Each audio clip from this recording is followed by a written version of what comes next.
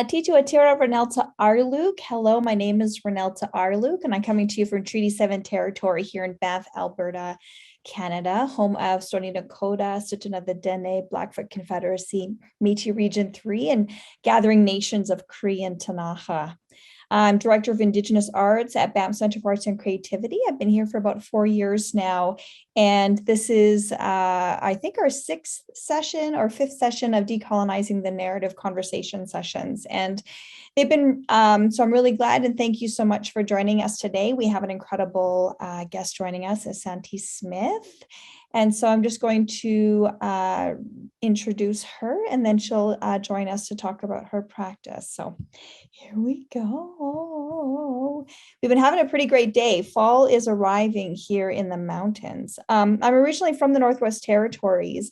My mother is Dene Suslane and Cree from the Treaty 8 Territory and Wood Buffalo National Region. And my father's Inuvialuit Gwich'in from the Inuvik region.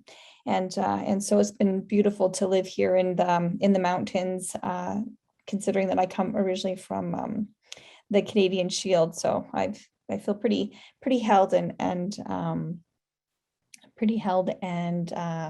appreciative of it here. So Santee Smith is a multidisciplinary artist from the Kayaneren'kó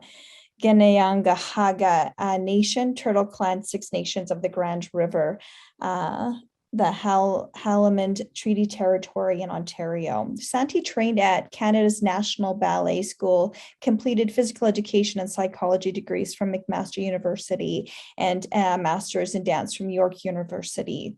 Santee premiered her debut work, Kahawe, A Family Creation Story, in 2004, and 1 year later founded Kahawe Dance Theatre, which has grown into an internationally renowned company.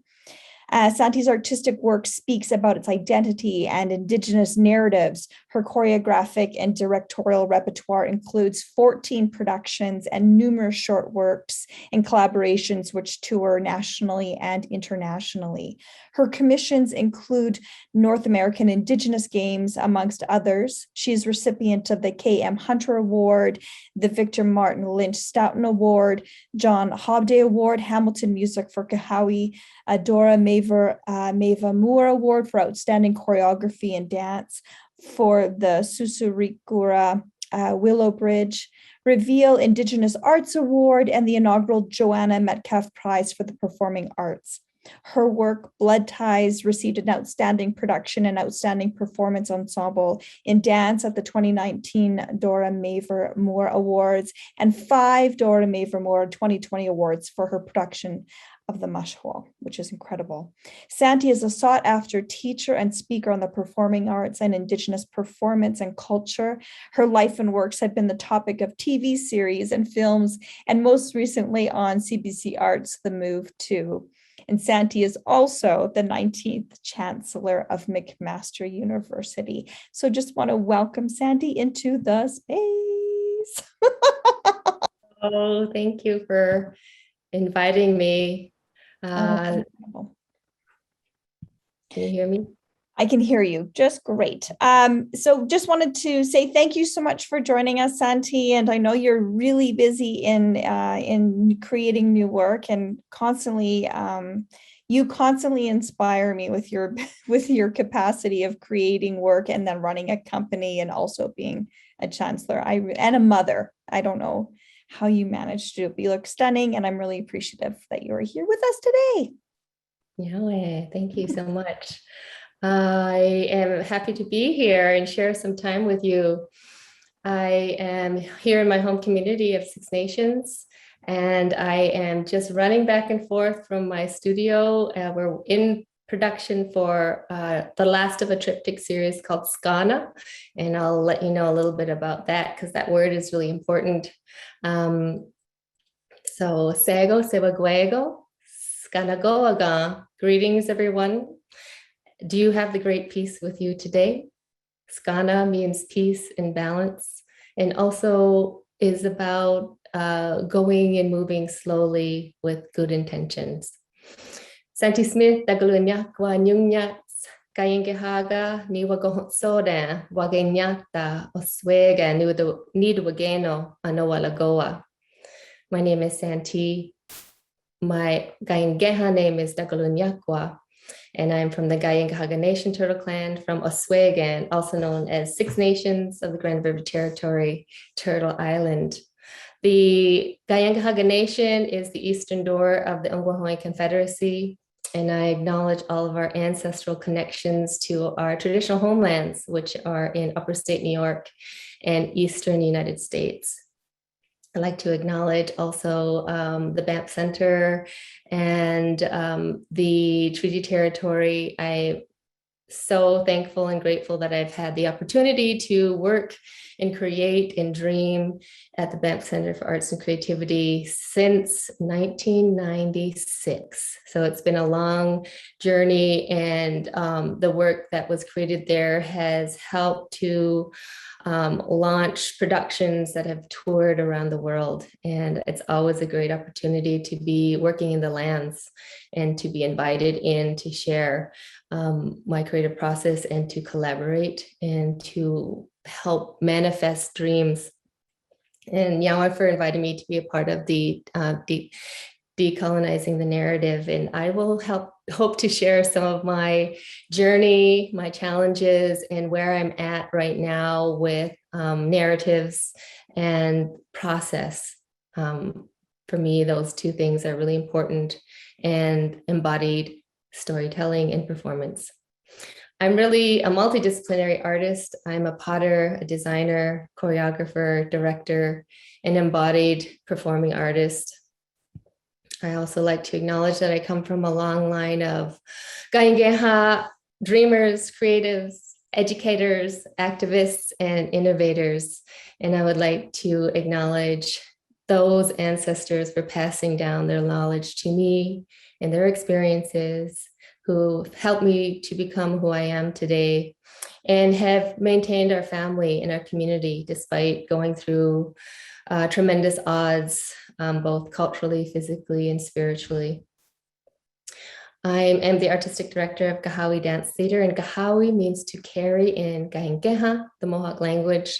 And the company is based in Six Nations and Decolonizing, also known as Toronto. I would like to acknowledge all of the ancestors and knowledge keepers who may be on the Zoom, and the work and the knowledge that you carry and continue to share with us. Nyawagoa, thank you very much. Se watahosios ne gat ne galiwesa ne ona ne angaleho hetste kanawala donsula. I'd like to give greetings and acknowledge the living creative universe, and to help harmonize our minds and hearts together. I want to give greetings, affirm our interconnectivity and interdependence, acknowledge our kindness, our need for connection, and to recognize our responsibilities for sustaining and maintaining balance, skana, with all of creation, and to humble ourselves in the immensity that we find ourselves in the natural world. We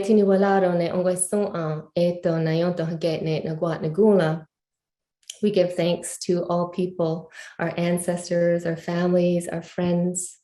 Now our minds are one. We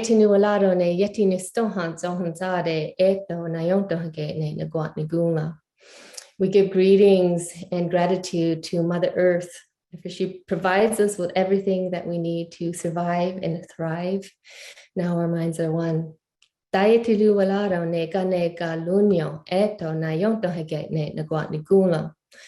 give thanks to the waters, from the oceans to the streams, to the waters flowing in our body, to womb waters. Water is life. Now our minds are one.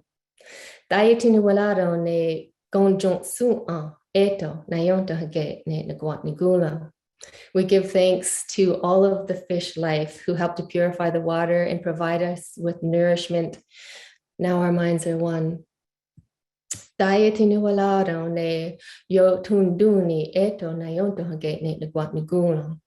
give thanks and greetings to all of the plants, from the grasses, all of the medicines that help to purify and strengthen our bodies and minds. Now our minds are one. Dietinu walara ne otsit na wasua, eto nayonta hage ne nagwat nigula. We give thanks to the insects who help to pollinate the plants. Now our minds are one. Dietinu walaro ne jon hekwa, eto nayonta hage ne nagwat nigula. We give thanks for our sustenance foods, our vegetables, our corn, beans, and squash, who help to nourish us and strengthen our mind and our body. Now our minds are one. Taitinu walaro ne wahyati yunta, eto nayonto hage ne nagwat nigula. We give thanks to the fruit who help to nourish our body. Now our minds are one. Taitinu walaro ne gondirlo, eto nayonto hage ne nagwat nigula. We give thanks to all of the animals who sacrifice their lives to help sustain us, to provide us with warmth, and to provide us with teachings. Now our minds are one. Taitinu walaro ne zito ongua, eto nayonto hage ne nagwat nigula. We give thanks to the birds whose beautiful singing help to uplift our spirit, bring peace and calm to our hearts. Now our minds are one. Taitinu walaro ne galunda ongua, eto nayonto hage ne nagwat nigula. We give thanks to the trees. Without trees, we cannot have the oxygen to survive. The roots and the sap help to nourish us and cleanse our bodies. Now our minds are one. Taitinu walaro ne zower la wunier, eto nayonto hage ne nagwat nigula. We give thanks to the circulating winds who travel the earth, bringing new life and new breath. Now our minds are one.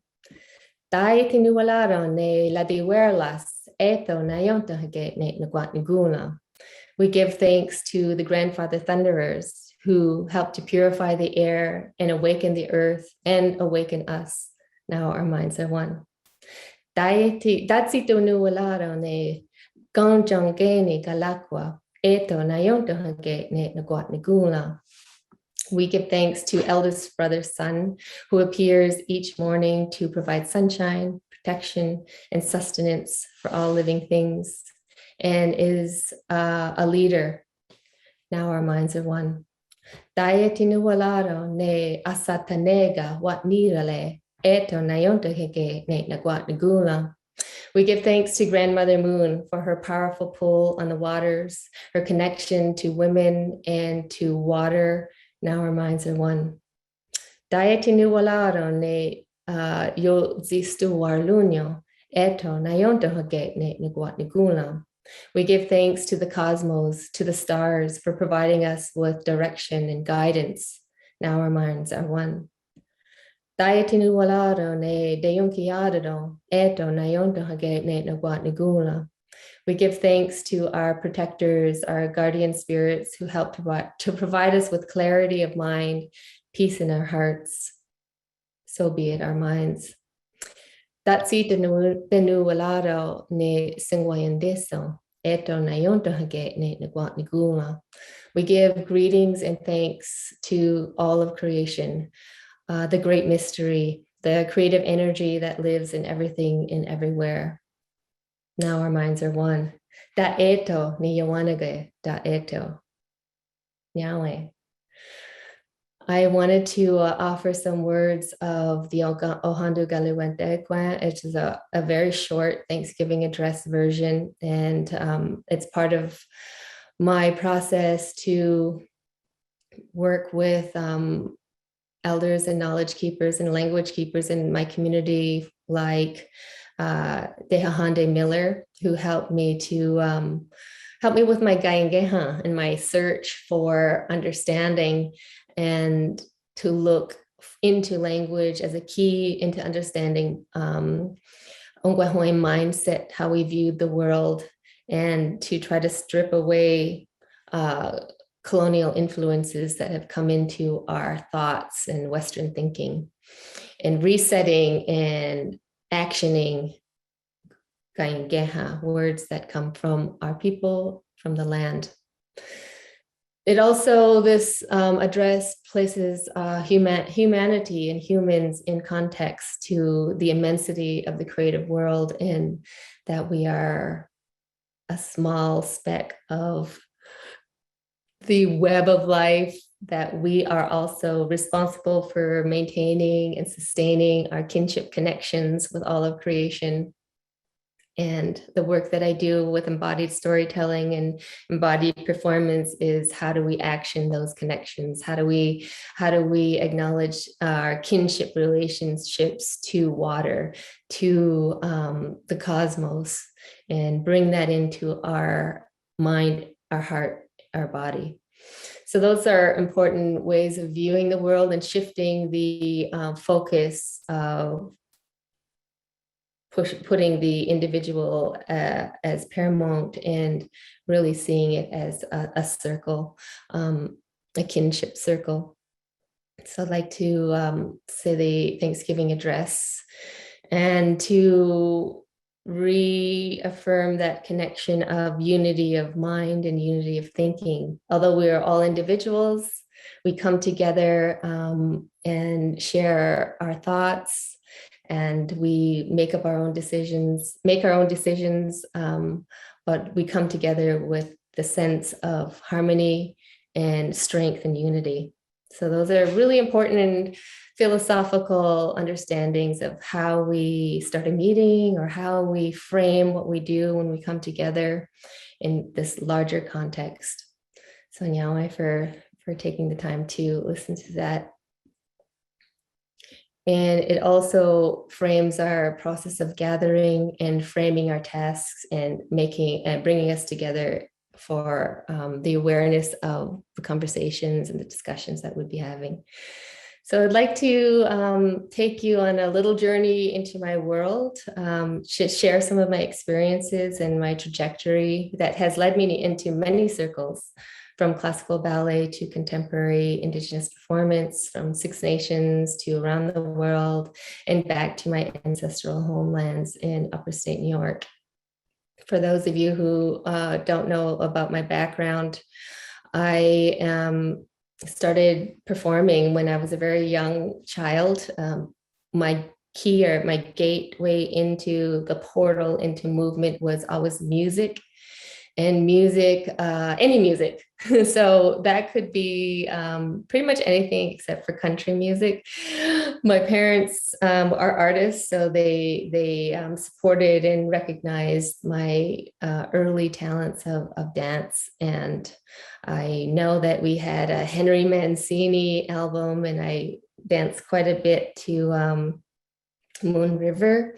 And also I had a Snow White and the Seven Dwarfs album, and I also danced quite a bit to Hi Ho, it's off to work we go.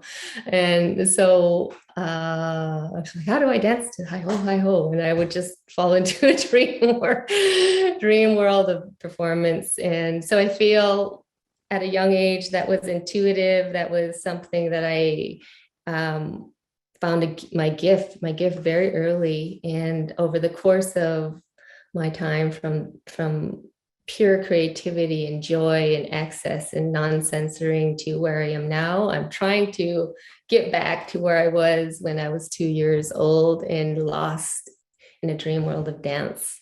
And sometimes I can get there.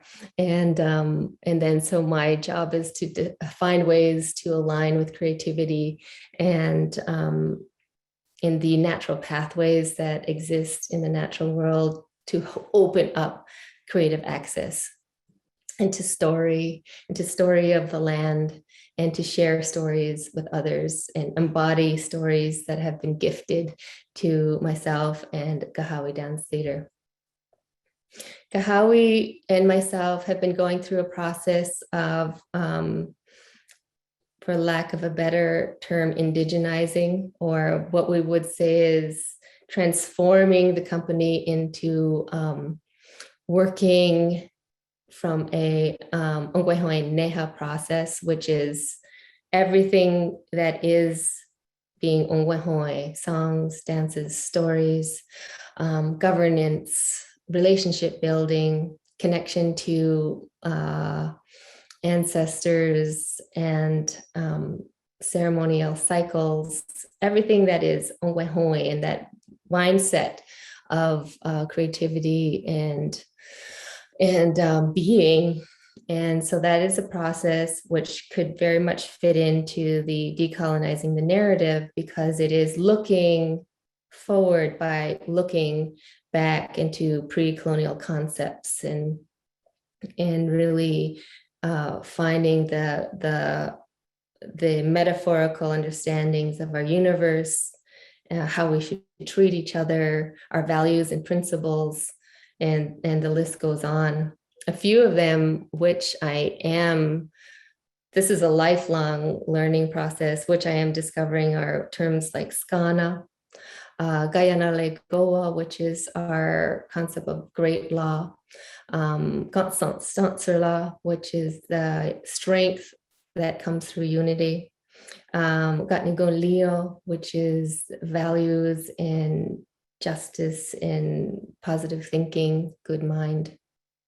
And these very large concepts, and everybody has their interpretations and how it can be interpreted and put into practice. And so that is some of the work that Kaha Dance Theater is doing, which originated in our creative process, understanding Indigenous dramaturgy, how we create, how we access creativity, and moving that into organizational structure and planning, and moving more and more away from colonial corporate modeling and structure, and going completely inspired by Onkwehon, working with a lot of people to help in that process. So prior to this conversation, I was meeting with Onkwehon leaders and thought leaders in our community to talk about Indigenous women's leadership, our roles, how we are accessing our dreams and emerging ideas and putting them into practice. And so I look to community, and I look to women who are doing that work. And it doesn't have to be just in the arts. It can be in midwifery. It can be in health and other forms of art, like journalism. So a lot of learning. And I feel that is where I'm at, is just really wanting to delve into more understanding of what we would say is using a good mind, which is meaning a mind that works. So always questioning, searching for answers, and bringing together knowledges that will help to connect some of the fractured knowledge that has occurred due to colonization, to bring and dream up stories that are missing because women's voice and narratives and bodies have gone missing. So it's a lot of work to do. And there's so it's a lifelong journey. It's a lifelong learning process. And I'm happy to do that, inspired to do that as an artist and as a artistic leader of Kaha Dance Theater. So to frame a little bit about this work that I'm doing now, I wanted to share a little bit about my family, because it's rooted in Kayaneren'kó pottery making. My grandmother, Banff Smith, revived the lost art of pottery making in our community. And my parents, Stephen Lee Smith, created Talking Earth Pottery Studio when they contemporized the design. And on to me, who also is a potter and designer of clay and interdisciplinary artist who works with clay. And I'm currently transforming our pottery studio into a multi-purpose art space where artists and community can come together to create, retreat, discuss, spend time within our lands here in Six Nations.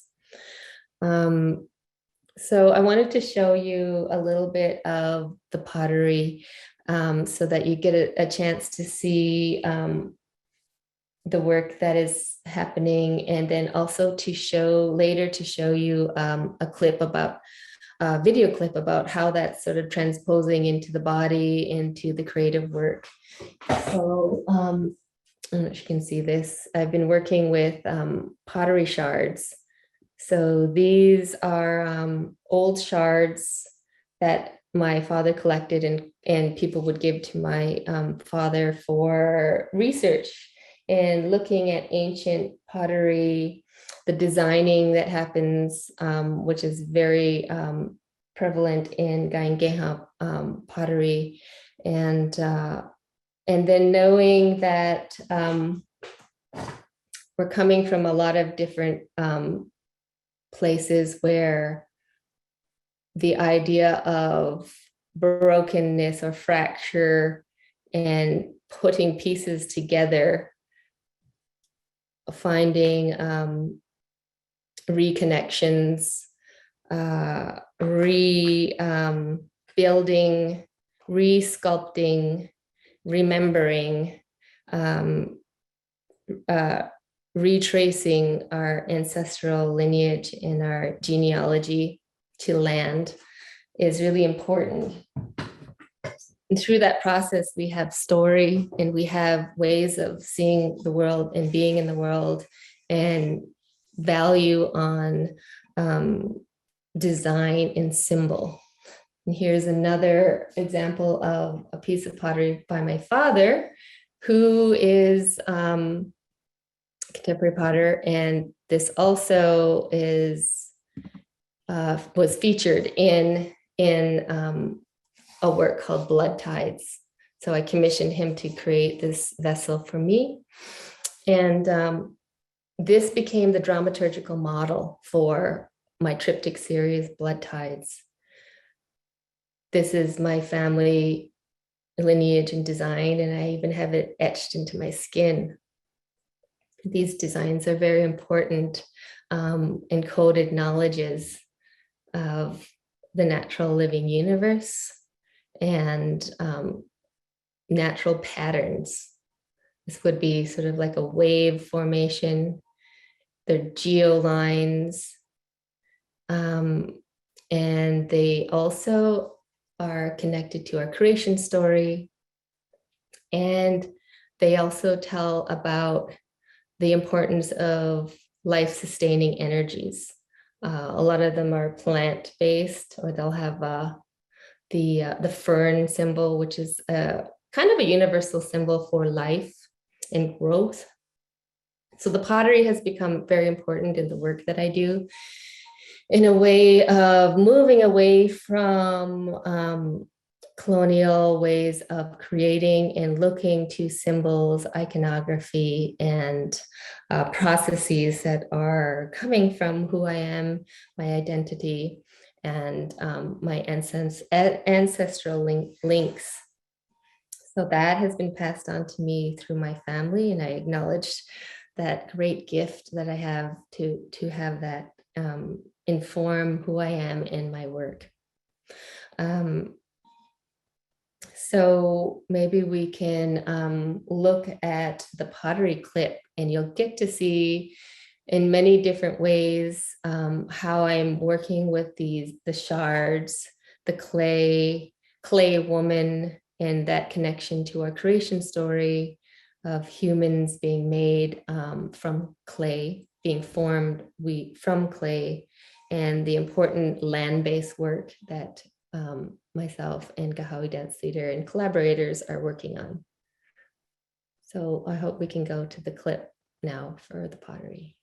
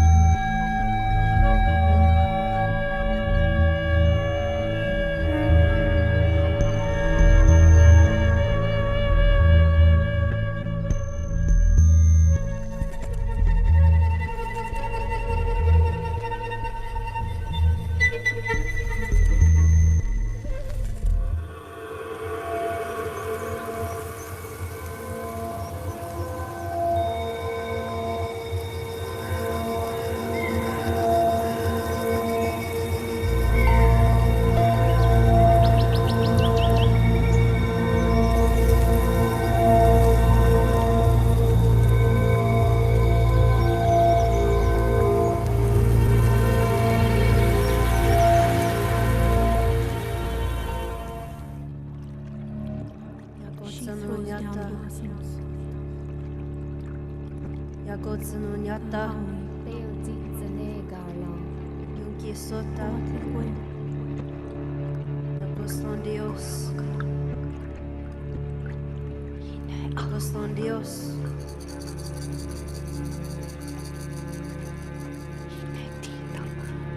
Yunki noha.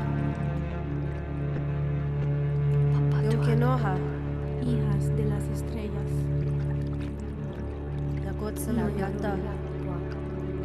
Nea Cureta. Yakotsani. Yunki sota. Picking names from the waters. Yotwanios. Deos negadot. Yotwanios. Deos negadot. Hinetitama. Yotwanios. Chikonsase. Yunki noha. Yakos con Dios.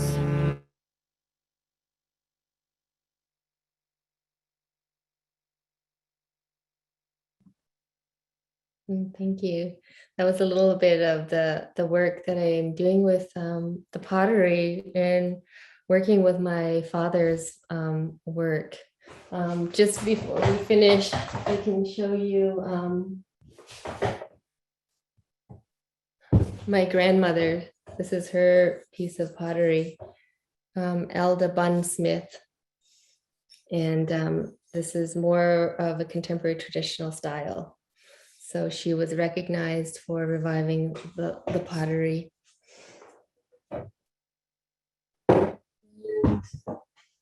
This is my daughter's piece of pottery when she was little, 3 years and 1 month old. She designed this.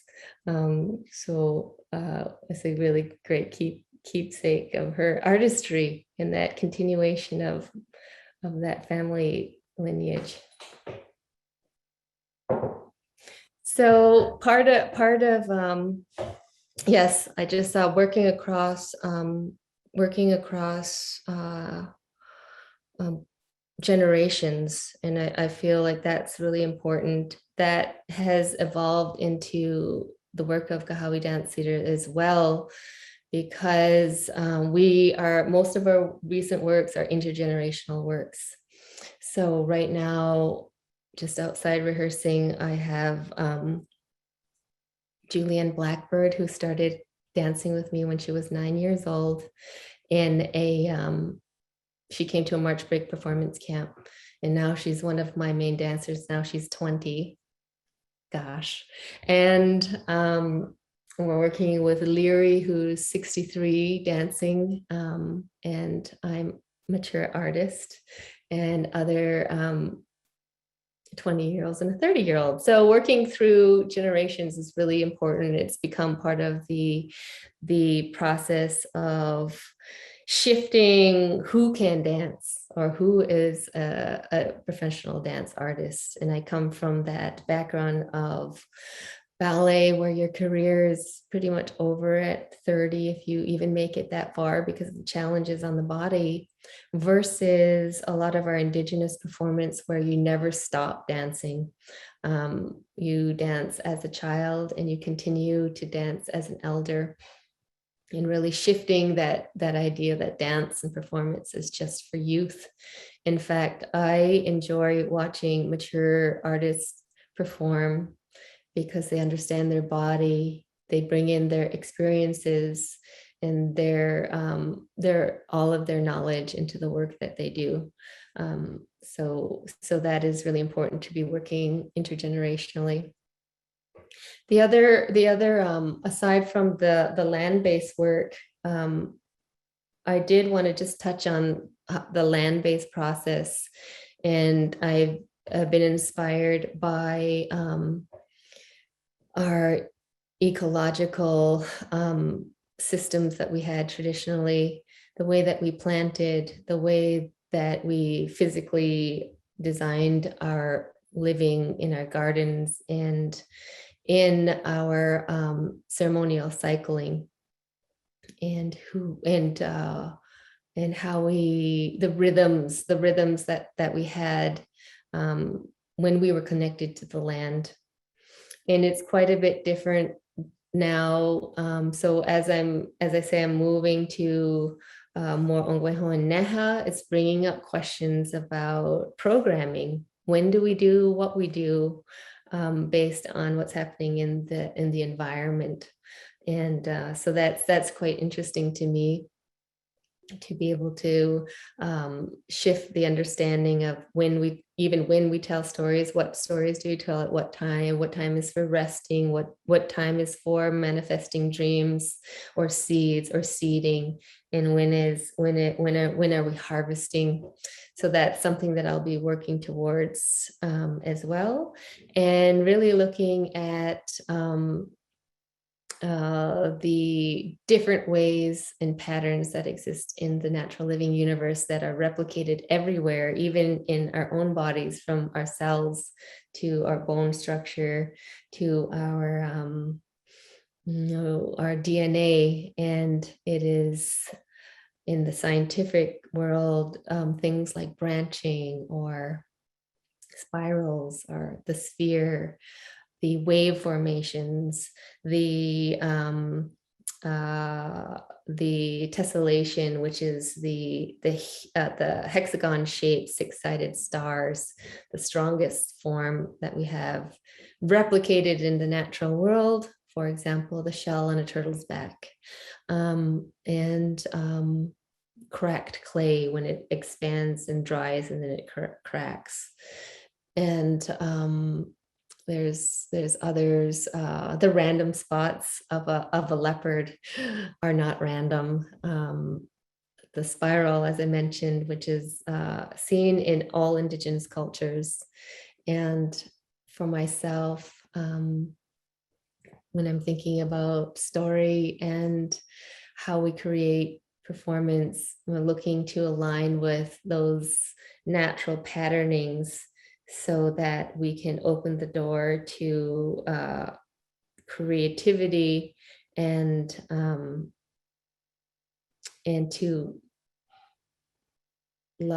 attach or be inspired by the natural living universe. So that's all also tied to the pottery work.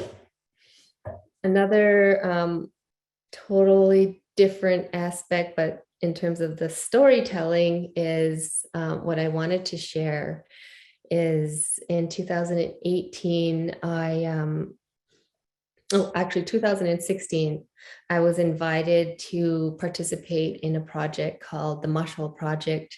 And it was spearheaded by the University of Waterloo and partnered with the Woodland Cultural Center. And it invited artists of all different forms and genres to work within the site and grounds of the Mohawk Institute Residential School. And the Mohawk Institute Residential School is Canada's first residential school, which is in our home community and territory in Brantford, Ontario. And it's the school that all others were modeled upon, and where my ancestors attended. And so that invitation from the outside to look at that content and that narrative was not of my own initiation. I didn't plan to work on with that content, partially because of the complexities around the mushhole and the residential school legacy. For the most part, even though the Mohawk Institute was in our home community, we had little knowledge of what occurred there, other than it wasn't the greatest place to be. The atrocities that we heard, the devastation that was coming through the Truth and Reconciliation process really opened a lot of people's eyes to what was happening in our own backyard and what was hidden. And so there was a lot of missing stories, a lot of missing truth. And so that very small opportunity I had to create a performance installation in 2016, when I decided that that was something that I wanted to tackle, that I would actually put my energy into reflecting on and activating space within the Mohawk Institute Residential School. It was important for me to work with youth. And I worked with 3 youth dancers from our community and myself. And we started in the boys' playroom, which was in the basement. It had hold a lot of trauma for the boys. And that was where we began our investigation. And we presented a 15-minute performance installation. And after the response from the audience, it was very clear that we needed to continue sharing that story, and that the opportunity and the timing was right to be able to share and to explore the content more and to connect with survivors and to do intensive research with survivors and also within the building itself. As an individual artist, and not through Kahawa Dance Theater, because it wasn't in our plans. That happens a lot. It wasn't in our plans. It wasn't in our programming for me to work on the mush hole in such a sort of quick way. And I said, I need to take this on. So I went and I did it as an individual artist, and was able to work with the Woodland Cultural Center, who really was, had the Save the Evidence campaign, who was leading Survivor Talk series, bringing in survivors to share their story, and the ones who were willing to be sharing their story and courageous enough. And for them, that sharing was healing. And then doing, sort of text or old research of past interviews with survivors, and really just immersing myself in that. And I was able to secure some funding to start a creative process, and we worked at the site, and we did a series of community feedback sessions. So we would work, and we would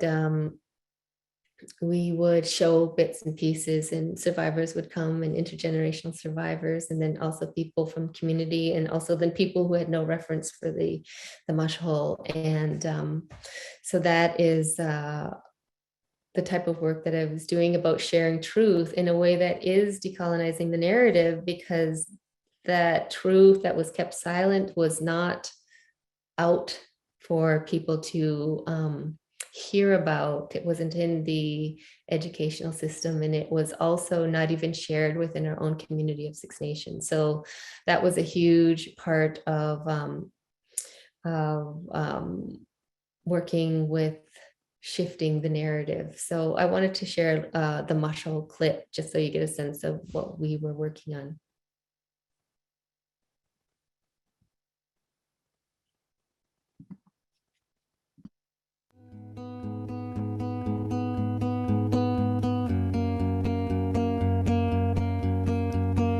I tore this school down 1,000 times in my mind. Watched it burn into the same ground. Lost my heart. I crawled this far by myself,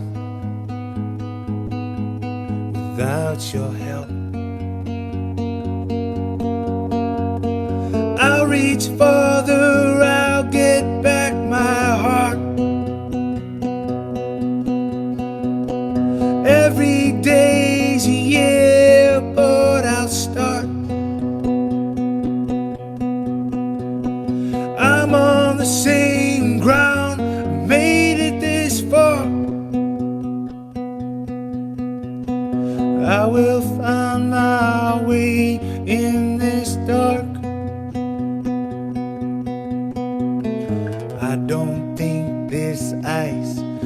gonna turn me around. I don't think this air is gonna freeze my lungs if I ask for help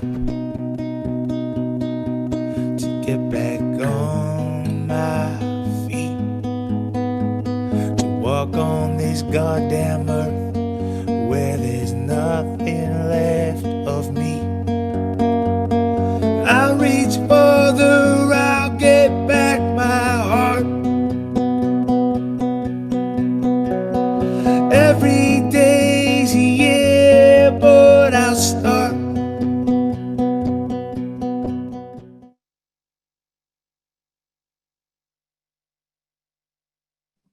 Yeah. So the Marshall was on tour pre-COVID, and we got canceled the last of our tour to Washington, D.C. But the next time we're coming up is March 2022. We're going back on tour with the work, because it's important for us to share that narrative and to continue to have the strength to do that. So I think I'm coming close to the end of my, yes, that song was by Nick Sherman, amazing song. It's become the theme song for the Mushroll. And so many people have come into the work, and from the survivors who share their story with us every single time we remount, we invite someone to see the work, and they each time enrich us and motivate us to continue sharing. What I wanted to finish off with was an uplifting clip, because it's important for me to share this. It's a short clip. So with all this devastation, and the Mushroll does walk the line between devastation and hope, and with the news of all of the discovered graves and the heaviness that's upon all of us this summer, I wanted to again bring the narrative of light back into our lives, and to create a space that was of light and love. And so I created a 360 sunflower stage that I grew from seed, and I worked with dance artists to honor the land, to bring in the light, and to affirm our connections to the creative living universe in Odzidzagoa, the sunflower, which is a flower that came from Skyworld in our creation story. And this you get a sneak peek. This is going to be a part of the full video will be released later, but this was also a place that I invited survivors to come and share, and also to have a concert. And we're doing a fundraising concert and a concert for Kahawi Dance Theater, and for survivors for their Mohawk Memorial Park Fund. So here's a sneak peek, and I look forward to chatting with Ronaldo when we come back. Sunflowers.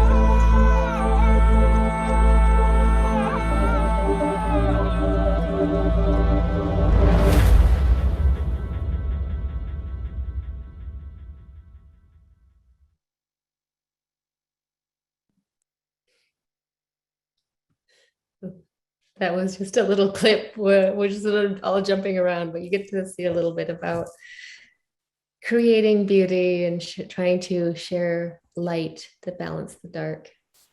Oh my goodness, Santee. What a journey you took us on today. It was so powerful.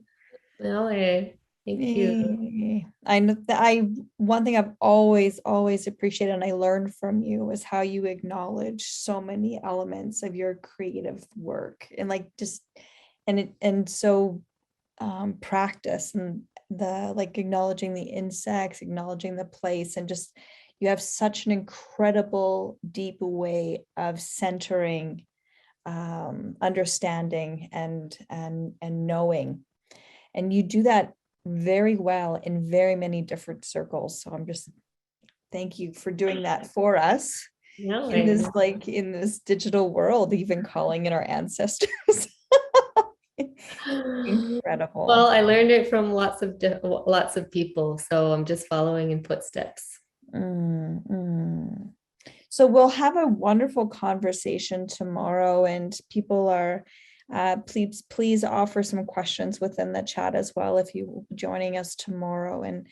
And what I love about doing a Q&A the next day is that it allows that full day to kind of just really reflect and meditate over the knowledge that gets shared, and so that tomorrow we'll have like a nice quick, it'll feel quick, it'll be lovely, and just I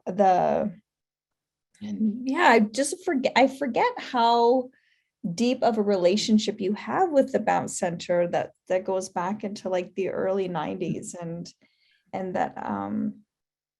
so just thank you so much for acknowledging that. Yes, and tomorrow I'll reflect on how many times I've been there and share the number. And I was like, it's not ending. I gotta be back. No, we're not done that. Sometime soon. It's true. Yeah. So just to say thank you to RBC and to Slate Foundation for the great support and the Banff Centre, of course, for supporting these conversation sessions. And I always feel like I get a front row seat to some incredible knowledge. And so just to everyone that joined us today, please join us tomorrow and that beautiful deep listening lessons that we get the opportunity to have. So yeah, we're good. And Santee, if the room leaves casually, we'll put up the music. We'll say a thank you in the many different languages of the people that have joined us, including yours. And so I won't leave before you leave, because I did that to Kevin.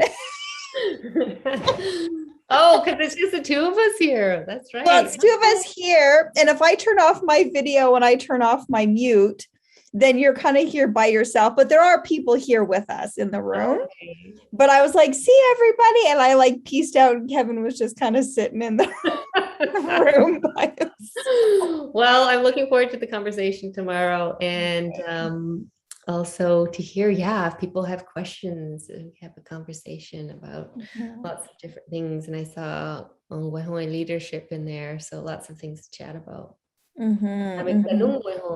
Feminine leadership.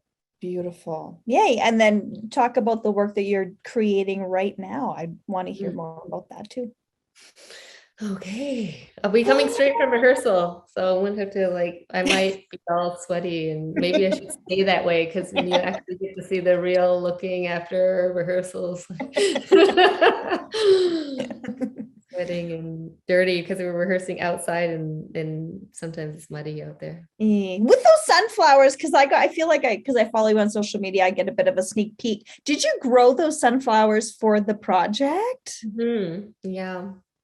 I don't know how I decided that. Sometimes I just don't even know how things arise. Like, that's about the mystery about creativity. It's like, how did that even come about? And then so here's my seeds. Oh my gosh. These are seeds from last year. So I planted last year's seeds, and I planted new seeds, and I planted over 365 in a circle. And I planted early, so they're all like at the end of they're diminishing now. So. Well, it would fit in Banff just because it's like winter is on our way, but I'm sure I was talking to Janet Rogers the other day, and she said it's like still really nice over there. It's nice. Yeah, it's nice. Mm. It's getting and we've had, when I was saying the Thanksgiving address, I was saying acknowledging the Ladiwerelas, which is the grandfather thunders. And if anybody's in Ontario, Southern Ontario, every night has been an incredible thunder and lightning storm. So it's I was just like thinking about that connection that's happening right now with the thunders. Mm, mm. Yay. Oh, Kathy, she's in BC. They're growing tobacco from seeds. Oh, from your homeland. Oh, awesome. Beautiful. That garden in that video was my garden too. So you can't see it, but there was tobacco in that little area we were dancing. Mm. I know I saw your plants in your house. I was like, I don't know how Santee does her life. Don't know how you do your life. I took over my whole house. I think I even damaged my floor because it was like water spilling around everywhere. Okay, we won't keep you anymore, but we'll see you tomorrow. Okay, nyawe. Have a good evening. Masicho, Kuyanik. Masicho.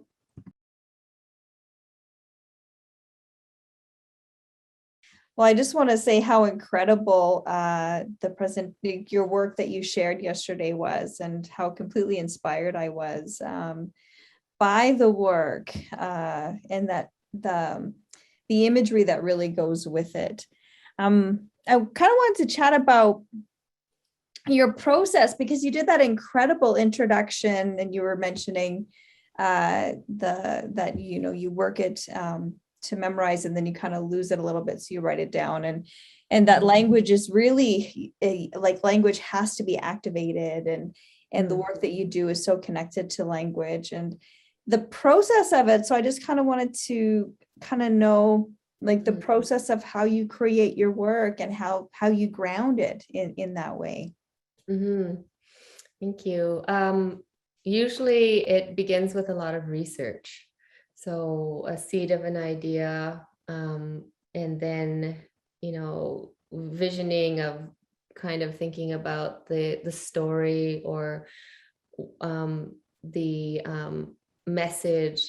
And then once it's sort of formulated, then I seek out a lot of research and people who are knowledge keepers depending upon the content. So sometimes if I'm working in an international collaboration, like for Blood Ties or Requickening, I collaborated with a lot of New Zealand-based artists, Aotearoa-based artists, Maori. So I connected to academics and people who are working in culture and in their language. So it's sort of like you also building a team at the same time. It's like thinking about the work and then whose knowledge can come in to feed this idea.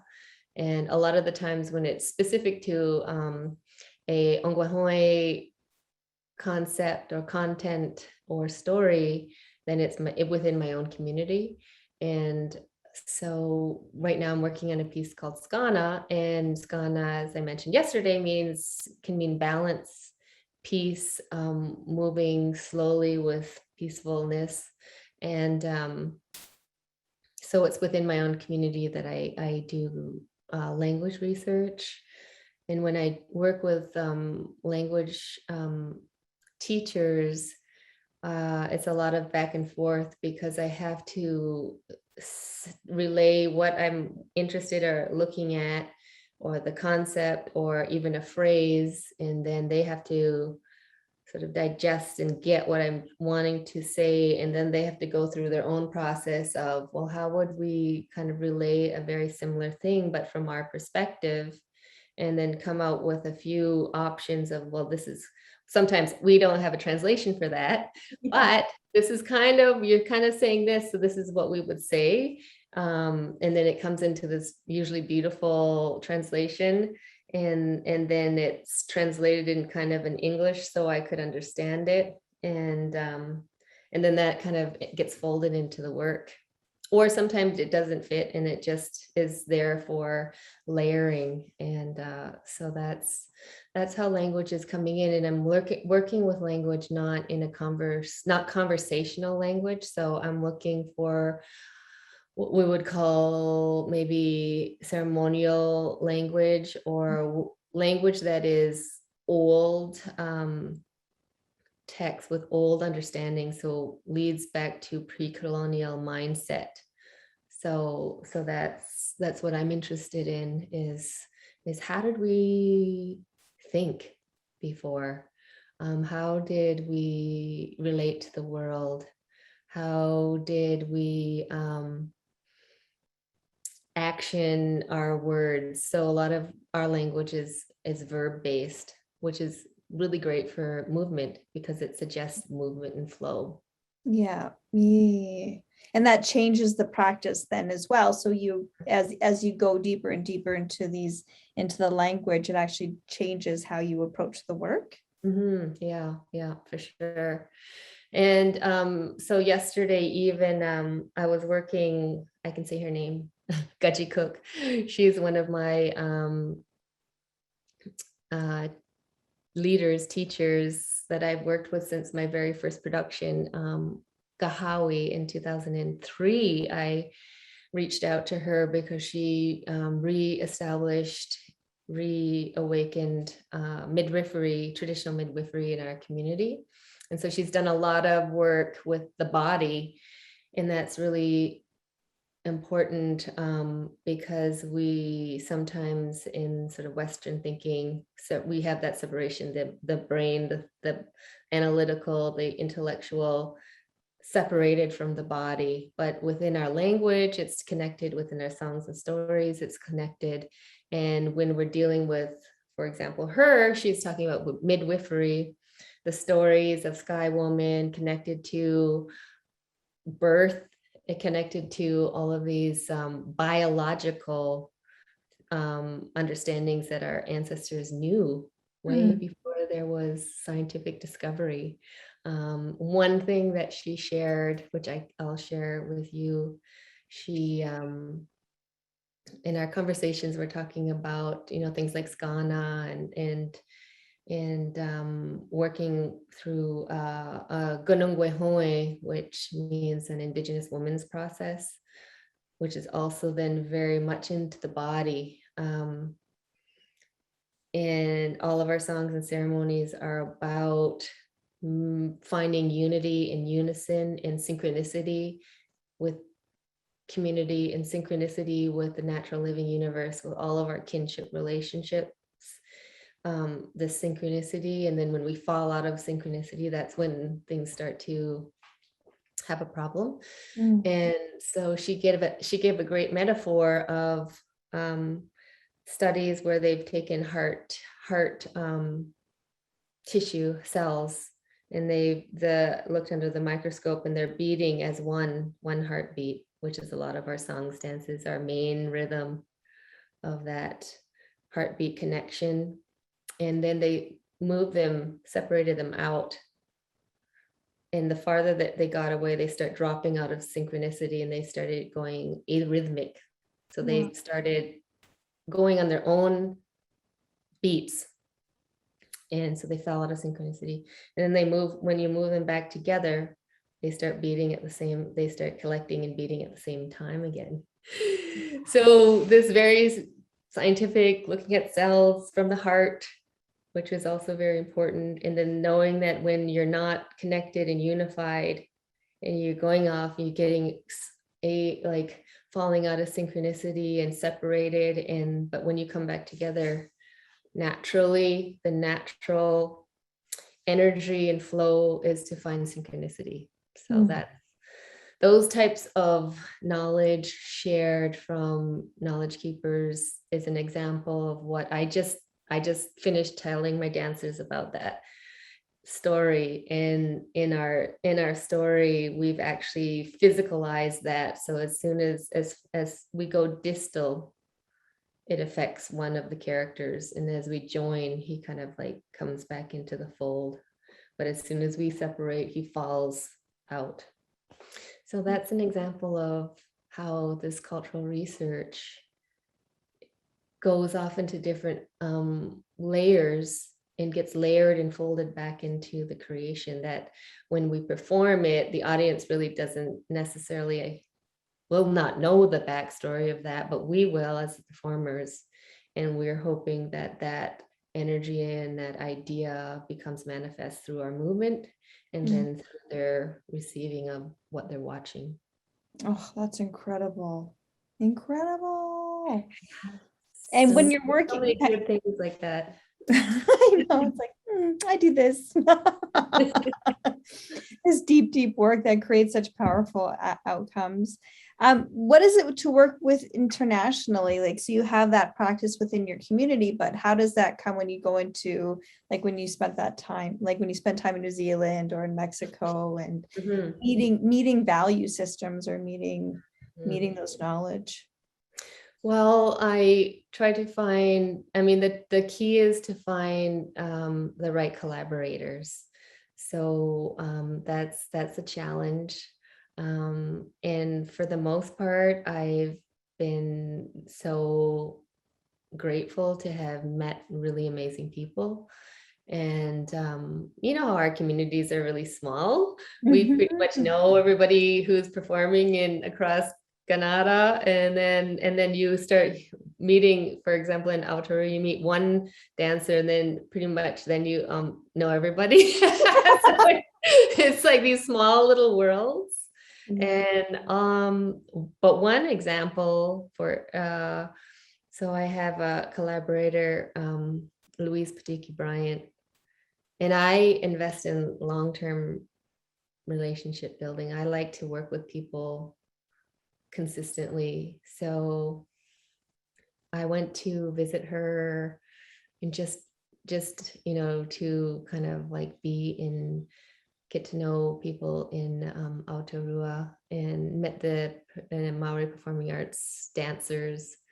Didn't really do anything, just like, hey, watch what they were doing, and yeah, I do this. And then Louise, she got a grant from Creative New Zealand to come and work with me in 2009. So she came to Toronto. I was working on a show in Toronto, and she kind of, it wasn't a mentorship. It was like, you know, she was just there doing her own professional development, of seeking and working with other artists. And then we started to collaborate, and we are collaborating now. So that's like many years later, we're still working together. And through her, we were working on our women's international women's work, and she gave me a book, and it was Te Awa Atawa, and it was written by Nahuya Shea Murphy. No, that's not right. Nahuya Murphy, not Shea. No, Nahuya Murphy. And I read this book, I devoured it, and I was like, this is everything that I want. This is everything. And oh my gosh, this is so good. And she's an amazing academic and also musician and activist.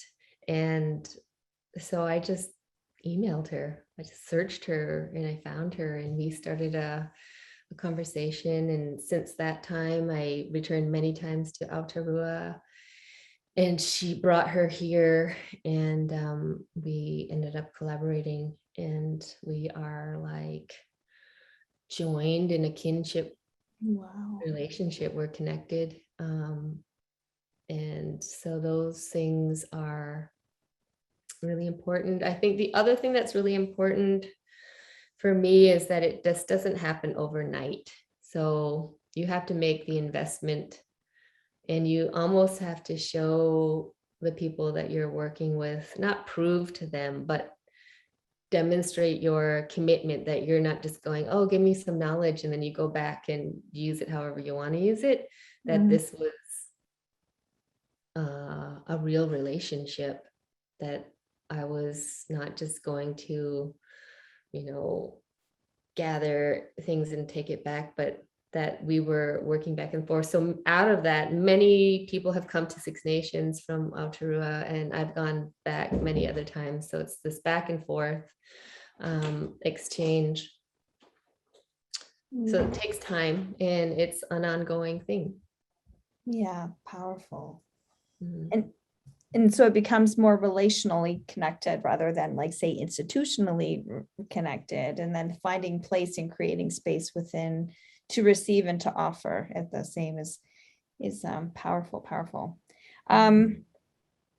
This is actually one question I was curious about. So you mentioned, like, that you found your gift early as a dancer when you were like a little girl, and as a mom yourself, and as a mom myself, how did your parents grow your art, and did they see it, and then for, like, how, as parents who are growing your art, but then as a parent, how do you grow your child's art? Like, Samaya is this incredible singer and creator as well with you, and I just think about my little son who's 5, right? He's definitely gifted, but, like, what are those gifts that we get seen in us, and how do we foster those that come from us? Yeah, it's a great question. Yeah, it's looking at these little ones going, what are you doing? What are you all about? Yeah. Well, I have to say, because my parents were artists, it made it a lot easier because they were receptive. So I think it's parents really, well, I want to take that back further. One of the beliefs that we hold really as important, and a lot of people know it in our community, is, and we share it, and that everybody has a gift or gifts, that in our duty in our earthly journey is to discover your gift and then to share it with community. And whatever that is, could be anything. And so we're always kind of scouting people. Oh, what is their gift? What are you interested in? And especially, I think ancestrally, even more so, because that was really part of the philosophy, to really look at young people and say, is this the upcoming leader? Is this is this the artist? Is this the hunter? And then you nurture those and you guide them forward. And that was, I feel like, much stronger and much more of and it doesn't matter. Like, I don't think it mattered. Like, if I wanted to be a doctor, of course, my parents would be like, yes, she's going to be a doctor. And then, or, but it happened to be that, eventually I became a professional dance artist. So it was the openness to say, oh, she's found her gift. And for me, with my daughter, I don't steer her in any way. Like, it's her choice to do what she wants to do. And then I support things that she needed. One thing that I recognize different coming from an artistic family is that we provide lots of tools. So growing up, Samaya had every kind of paint, papers, coloring things, and we didn't care if she colored her whole body purple. That was like, oh great, you purple now. Whereas some people were like, oh, you can't use paint on your body, so there's always those sort of like, oh, you're not supposed to do that, or that's messy. That thing of getting messy, or letting your child like play in the dirt, and that's what they need, actually. And I know that moving into, when Samaya was a little girl and she was going to grade school, and we would go to other people's houses, and they weren't allowed to do things, like they weren't allowed to get messy. That was just not allowed. And so I feel like already early it's kind of stifling creativity. So we try to give as many tools to her and also my parents as well, to let her grow in any way that she wants and cultivate creativity and reading lots of books. And I even took her to lots of shows. I'm sure you've gone to lots of shows, and some knowing like, oh, well, you know what? She's not going to be a dancer. Like, I didn't want her to, like, I was like, she doesn't need to follow in my footsteps at all. I'm not like, she's going to be a dancer like that. I put her in early also in a ballet class, and she hated it. And I was just like, you don't have to take it. It's not for you. You don't need to do it. And so now she's always sang, but, you know, just for fun. And now she's taking that on as more professionally. So that's also I've nurtured because we sing together. She's been around lots of artists who are singers and got to work with people like Jennifer Kreisberg and Putta Fay and all these amazing artists. Yeah, I really resonate with the stifling. Education is kind of stifling, and it's like you learn how to live within a system that's structured, but the exuberance of like that creative offering that you have, like that we offer in our family, is just like it's different. It's different. Yeah, and I think like, yeah, they go to the school and that's one experience, but the other thing is like you said, it's like when you come home, then you have to offer them what wasn't offered at school. And one of the things of really helps Samaya as well is traveling. So she's been to Banff. She was in Banff when she was 9 months old. I know. Around all the artists, and she got pictures of her in diapers, and my mom was with me, and she was like wheeling her up and down the mountains. And then she's been back many times, but I made it a commitment to her and my as I would bring her everywhere. So in the early years when I had to bring her and my mom, I was like making no money. Like I didn't really care, because I'd rather bring my mom and have her there and experience everything. And so she's been to everywhere that I've been. Mostly she's been to New Zealand, Mexico, Australia, and she's been in my shows.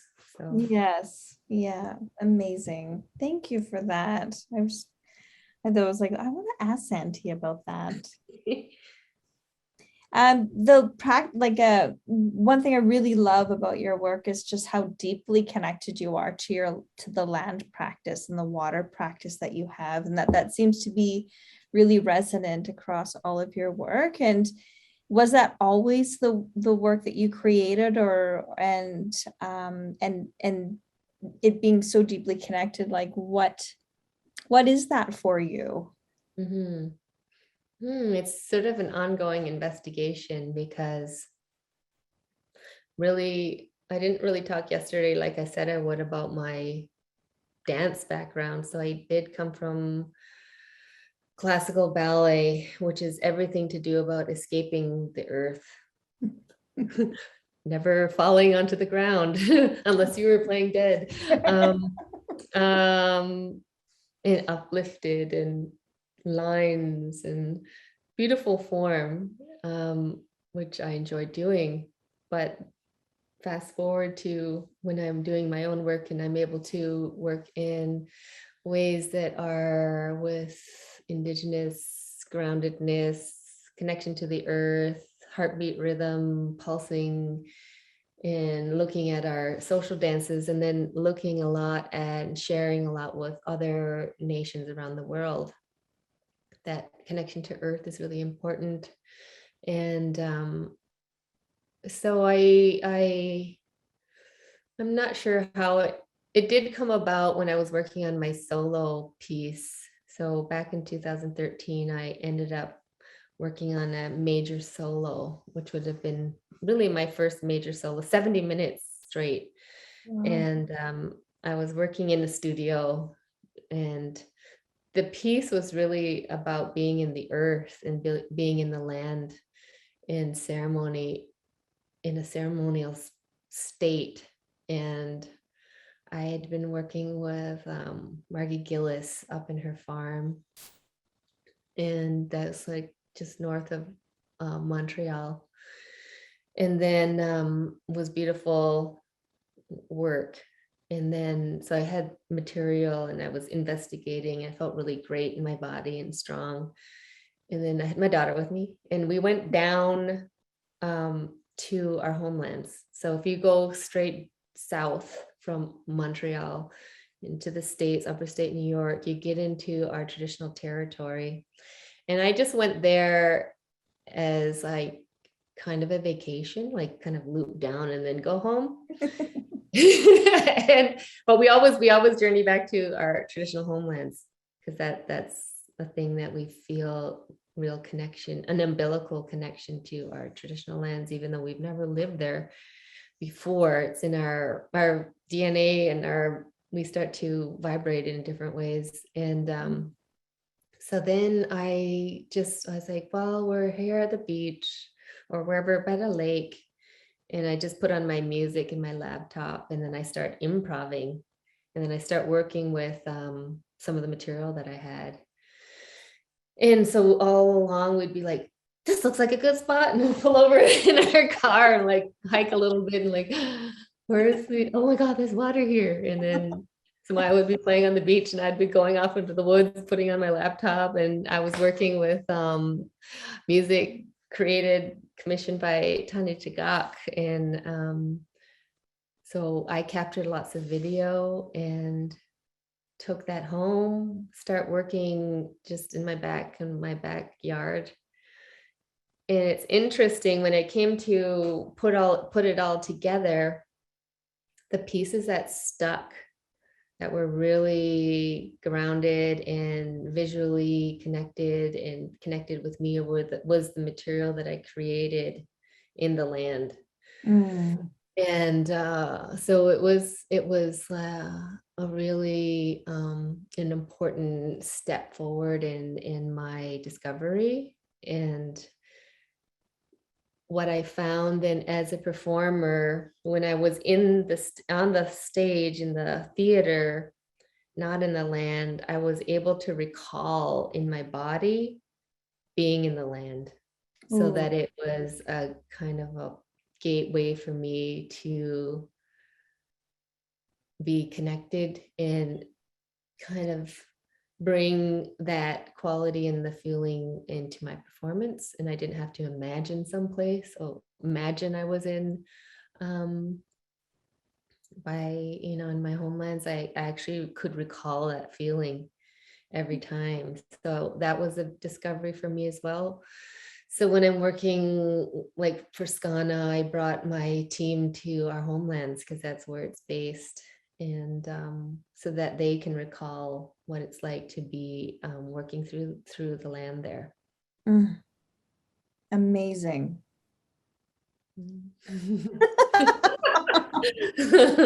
And now that's just what I just thank you.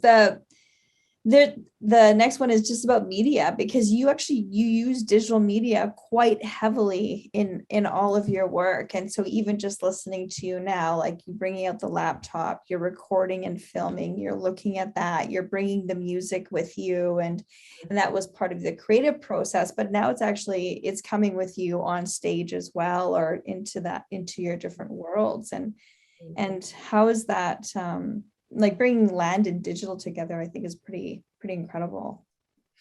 I think it's I enjoy it because it's I'm very visual, because I have that visual art background, and symbol and visual is really important for me. And when I'm kind of creatively thinking about concepts and conceptually, it's through imagery. When I often people ask me about that, and it's almost like daydreaming. So it's like dream washing, but you're conscious. And so that's a part of it. And for me, being able to use digital space, digital technology, mapping, animation is a layer, just like the music is a layer. It feeds the story it allows the visual to be expanded, and it helps the story along. And some of those images we want to see, we want to be able to see important symbols, and so that comes into the videos.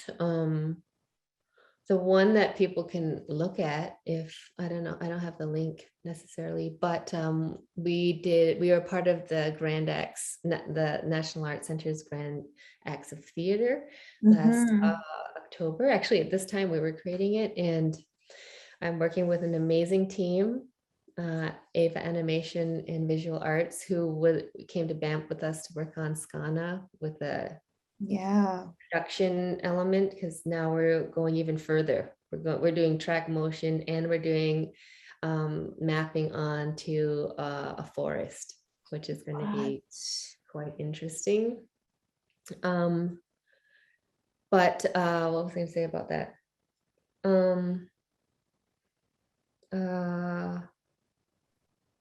I forgot what my point was. I'm going back. It was you're talking about the how important it is, being, because you're a visual artist, how important it is to kind of imagine that world and build that world. Oh, I was talking about continuance. So we're also able to do really amazing things of transforming space. So that's another really important part of my work, is understanding space, both within yourself, but also spatially around you, and then sites. So when I'm working in the homelands, that is like a site that has a certain space. And then when we were working on continuance, we were working at the Mohawk Institute Residential School. And we 3D mapped the facade of the school, and we danced in front. And so it was this juxtaposition of seeing this sort of dark block prison-like structure, which represented everything that was about residential school. But on the imagery, I story mapped basically went through the whole Thanksgiving address. Everything that I said yesterday and the giving thanks, we mapped onto the building. So we placed our iconography, our images, the beauty and the strength of our culture onto this colonial building. And then we deconstructed and broke visually the building 3 times, one by fire. So it's kind of like the whole building became on fire. Wow. And we used fire because the kids burned down the school twice. So that was actually something the children did. Wow. And then the second time we flooded it with water. So when I was saying giving thanks, like to waters, it was like flooding with water. Oh no, it was after the storm. And then the end, we exploded it with our voices and singing represented. And so we had survivors in the audience, and they were just like, never in their imagination would they see beauty in their culture in proximity to or over top of the residential school. So we had really amazing feedback from them and many people in the audience, because it was like also like a ceremony, because we were cleansing that space and saying, no, this is, hence the name continuance, that these beautiful things that we have are still here, and we're gonna take over the building visually. we're gonna burn down the building, and we're gonna cleanse it with water, and we're gonna raise our voices, and we're gonna see that visually. Wow. So that was quite massive too. It was the whole front of the building, and you can see clips of that. And I think we're gonna try to remount it, because it was during COVID. So we Mhm. only had 40 people in the audience. That's only how many people we could have, 40 people. Yeah. And but what was videotaped, but it's not the full thing. It was like a shortened version. So we're going to remount it because the Woodland Cultural Center is having their 50th anniversary. So it'll be a part of that in 2022. Oh my goodness.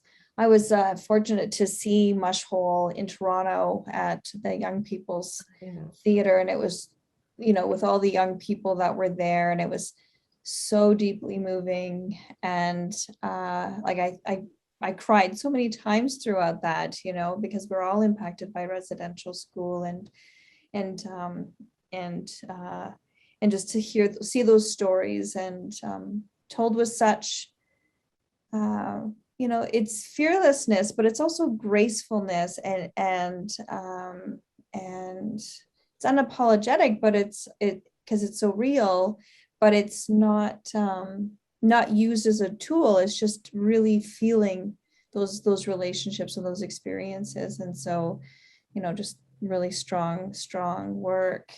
But I'm one of my questions thinking about that is just the you know, we have to carry so much space within that, because it does bring up and it brings forward our own trauma, our own intergenerational trauma, the community, and even the land that carries so much of those stories. And I wanted to ask you, you know, how you hold a space like that, and then travel a show like that still has to hold so much story with it. Mhm. One good thing is that most of, like, the majority of the group, we've been doing it and we've been together for a while. So we hold the stories, and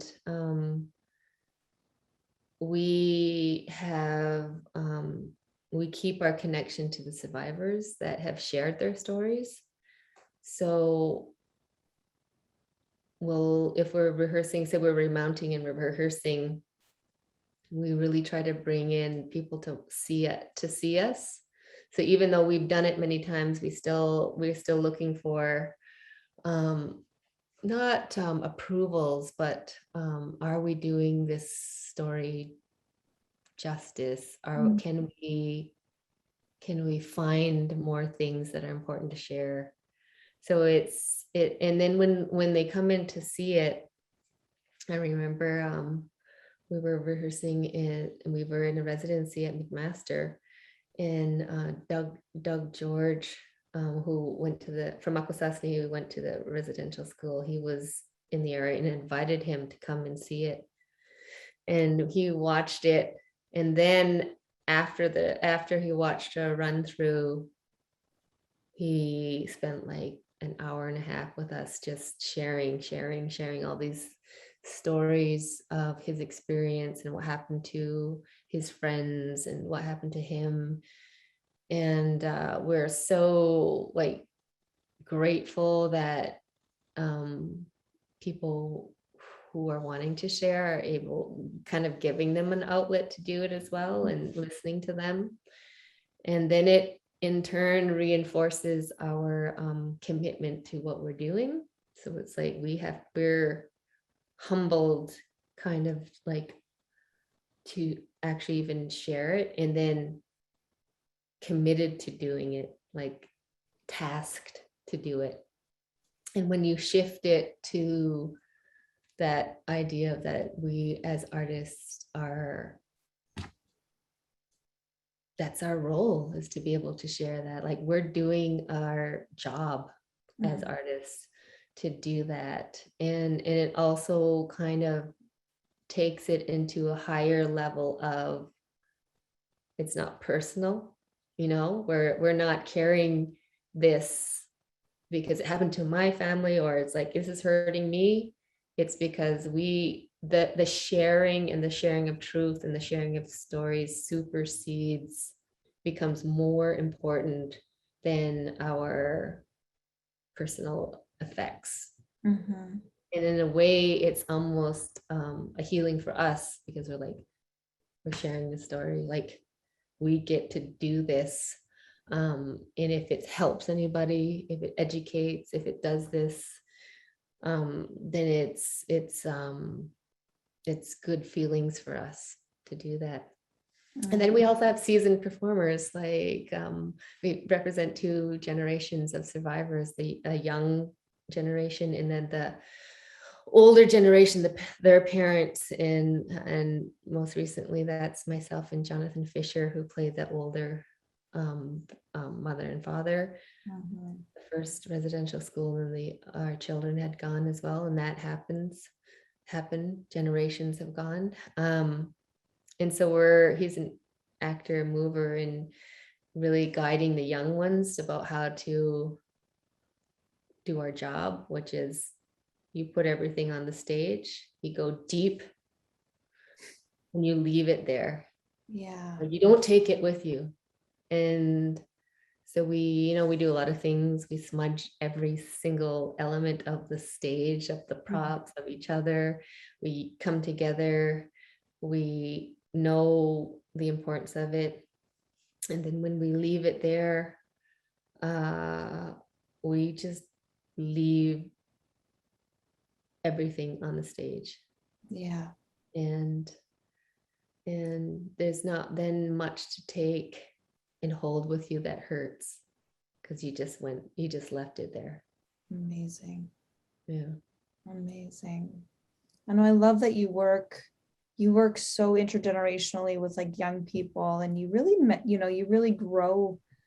We get to see them in different circles after having worked with you, and knowing that they've worked with you, the care that they bring to those different circles. And so you've really, and then you mentioned that yesterday too. It's like, I don't work with I work with people who bring their bodies and do that work with their bodies and find that. And there's so much richness in that, because there's so many of us who are like, I'm not a dancer. I didn't go to school. I didn't learn how to dance, yet we all have bodies and we all have story within them. And so it's very rich to see how you work with different generations. Thank you. And they're amazing in the work. And I think it's important to, a lot of the times we're sharing the work with youth audiences. So it's like youth watching youth is so important, because, and then they're seeing Indigenous dancers portray the story, Indigenous youth, and who come from the community that the mushroom is from. And I think it connects them more because they're seeing another young person performing. Yeah. And so that's important when you're doing work that is geared for you young audiences. Yeah. Not just an old person pretending that they're young. The old person pretending to be 15. Like, come on, kids. I've been that person.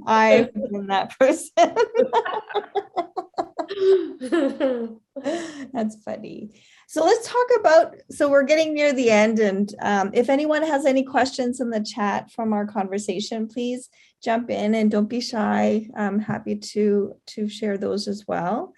But you have I want to hear about your chancellor and and how that came to meeting tomorrow morning. And like how that came to be, and like why you decided to be a chancellor, and how that fits into your, like, all the deep work that you do, and how you see that as a connector. Yeah, well, you have to be an alumni. So I attended McMaster University for 5 years, degree in physical education and psychology from McMaster. And that was my in-between ballet, academics, contemporary dance. So it was this in-between moment of going to school, and I was like, oh, I know, I'll go into physiotherapy, because I've seen a physiotherapist many times. And then I was a horrible physiotherapist because I volunteered, and I was like, no, I'm not a physiotherapist. What I was studying, I was going on to clinical psychology. So had I not come back into the path of performing arts, I would probably have gone into clinical psychology. I really enjoyed it. But over the years of having not been at McMaster, I've continued to make a connection mostly through the Indigenous Studies program. So people would ask me to come and sing or do an opening or be at the, because McMaster is very close to Six Nations. So there's that, it's the closest First Nations community. A lot of people work at McMaster. They have reached out over the years. So way back when President Patrick Dean became the president, one of the first things that he did was to visit Six Nations. Oh, wow. So some of the Indigenous Studies directors and staff, one of them would be Don Martin Hill, Dr. Don Martin Hill, toured him around Six Nations. They came to see us at our pottery studio, and then we all ate and greeted each other. And then over the years, yes, I was doing little engagements, and then having friends and colleagues who work in the faculty, mostly through Indigenous Studies. I put alongside Vanessa Powlis a Socrates grant, which allowed us to work on the mush hole there. So we were kind of in residence. It was they have a small theater, and that was the mush hole, and of course staff and President Patrick Dean was still there, and I just came back from, I think it was an ISPA conference in New York. It was like January, and I was like, I'm in New York right now, because he was like, they asked me to come and meet, and I was like, oh, I think this is probably, because we just finished the mush hole, maybe there's another project they want me to in on. So I was like, okay. And then they go into meet, and we're, chit-chatting. And then he said, well, the reason I brought you in here is because I want to ask if you would consider being the chancellor, incoming chancellor. And really, literally, I was like, what is it? What? And then I said, oh, it was very overwhelming. And he then, described the role. So that the chancellor role, and chancellors have different roles in different universities. So I really had to understand what the role at McMaster was. And it is the in their structure that they have, it's on the top tier of really the boss of the university, but it's an honorary position. So I'm not there every day, don't have an office job, it's volunteer. I hand in degrees. So every person who graduates will have my name on their degree, and I basically confer degrees, which means that if I don't do that, they don't get a degree, which is, so I'm there for that. I chair the honorary degree committee. I do anything else, like tomorrow I speak at the president's retreat. And anything anybody asks me to do, open events, be at events. Also, some of my work in, COVID put a damper on things, because obviously I stopped touring. But when I was touring the mush hole, I did a lot of work that supported alumni connections. So for example, when we performed at Queen's University, McMaster alumni hosted an event, and so alumni from the area who were working at Queen's and also Queen's faculty were invited to that. And so so those kind of connector kind of events. And now, because COVID, I've done a lot of virtual messaging. So, a lot of being on the video. Hi. Yeah. Different places in your house. Yes. Now I'm hi. Yeah, and then there's things that I'm, because of COVID, it was a bit of, damper on projects, but there's some projects that I'm helping and being present on. Mm. And I was very, because my mom's a sewer, and so I was just very curious about the what you wear as a chancellor, like who designed that and who made that. And I don't have a picture to put up. I hope people Google Santee Smith Chancellor McMaster, and so you can see what she's wearing, because it's. I made a performance out of my installation. They call it an installation. So when you get you get installed as the chancellor, and that was in November 2019. And so yes, I have to wear chancellor's robes, and they're black and gold. And so the old one was super heavy. It was like, it is like real heavy with all this gold on it, and it was weighing you down. So they wanted to create a new one anyway, and so they created a new one. I got a new robe and fitted me, and still had some of the gold on. And then I said, well, I will definitely sort of indigenize it. And so I designed it. Beautiful. And then I got people to make it. So one of the things that I really love is my Glengarry hat. and it is based on, if you look through, and that's been part of my research for different projects, when you look at dress, what people are wearing, and you look sort of across the generations, and you can start to see like colonial influence through the dress, especially for in the beading and how it shifts.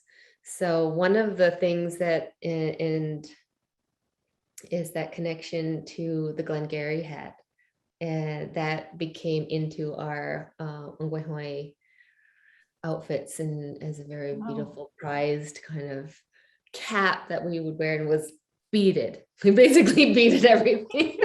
We bead that. It's like you got a scarf, or you got a belt, beat it. So, or you have like a lace. Well, we're gonna do a beading of it instead of a lace. And and then the raised beadwork became part of our Haudenosaunee style of beadwork. So it just that was pretty much, for me, like almost a no-brainer. Like that's what I would want to do, and I just made it happen and commissioned different artists. There was 3 different people who worked on the actual making of it. So one of was to make the structure was my costume designer, and then I had 2 community members bead it. Gorgeous. Yeah, it's and gorgeous. Then installation is in the installation. I had Jennifer Kreisberg, Samaya, and Bene Quayle to sing as I came forward. And then I have to get robes, like they robed you on stage. Everybody sees you. Putting that on. I was standing there, and all the Indigenous students did all of that, and it was such a beautiful moment. And we were all standing up there, and it was a very proud moment for a lot of people to see that. It was very, in a way, I mean, that's a ceremony unto itself, that ceremony, but this then also took it into a slightly different ceremony. Yeah, it's kind of decolonized it a little bit. Yeah, people were like, whoa, I've never experienced that before. That was different, new. Like, yeah. Yeah. So I mean, there's a lot of work to be done, and I will contribute as much as I can. What is the question? Yeah, Janelle is she was one of our participants from our spoken word storytelling residency, and so she just has a question that can take us out. She just wanted to ask about grief and moving through grief as a mom and as an artist. That's a good question. We work with that today. I work with that today in my studio as a mom in grief. That's my character. So in the story that we're telling called Skana, I play an auntie who lost her daughter, and I have my niece. But in the story, it's post-apocalyptic, so we've lost people and we've escaped to high ground in our home territory, into upper state New York, into the mountains. So in that story, I have many levels of grief to the people that I lost in my family, but I also have grief for the land, which is a real thing to have grief of being displaced from your homelands or your connection to your ancestral territory and your rootedness. And so I have to go through that in my character. And it is really emotional. Like I could get emotional about it now to think that we're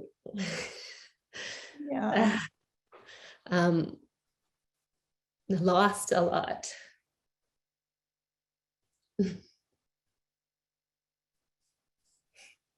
So it is part of working, I think, through my art. I deal with it. So I have to, because I'm also dealing with, the residential school piece. And one really amazing thing about being Haudenosaunee is that we have a process for dealing with grief. Like it is in our practice to deal with grief. And it's very specific. And it is about removing grief from the body. So again, it goes right back to the body. It doesn't even, it's not a concept of that you stay intellectual, because we know this, we hold grief in the body. For example, I start getting choked up. I can't speak properly. So when we're in grief, our throat closes and we can't speak good words. We can't voice. And the other one is we can't see. So grief blinds us, or we can't see clearly. We can't see. We've got blockages and dust and grief covering our eyes. So we have to remove that. And we also can't hear properly. So we can't hear good things. We can't hear beautiful birds singing. We can't hear our children speaking to us. Like everything good we can't hear because we've got grief blocking us. So and I won't get into the ceremony part of it, but just even that idea of knowing that we hold grief in our bodies and finding ways to release it.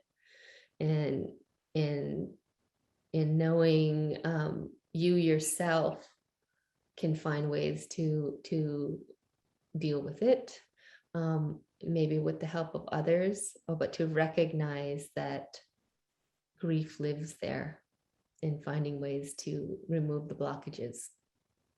And sometimes that could be different for everybody. For Onkwehon people, it's a very specific process. But I think other nations might have grief ways of working through grief through their practice. And I think it's like important to find what those are. Yeah, so that was really, it's a huge part of our culture to deal with grief. Yeah. Thank you. What I really hear is that acknowledging it and letting it and let it have the life that it needs to have, and then finding that way to let it go. It is about, and usually it has to do with loss, so like losing a person, and part of that teaching in that process is letting go. So the spirit, we know, goes on. If you lost somebody, the spirit goes on into spirit realm and they're in peace. It's the people left behind. I know. uh, that have the grief.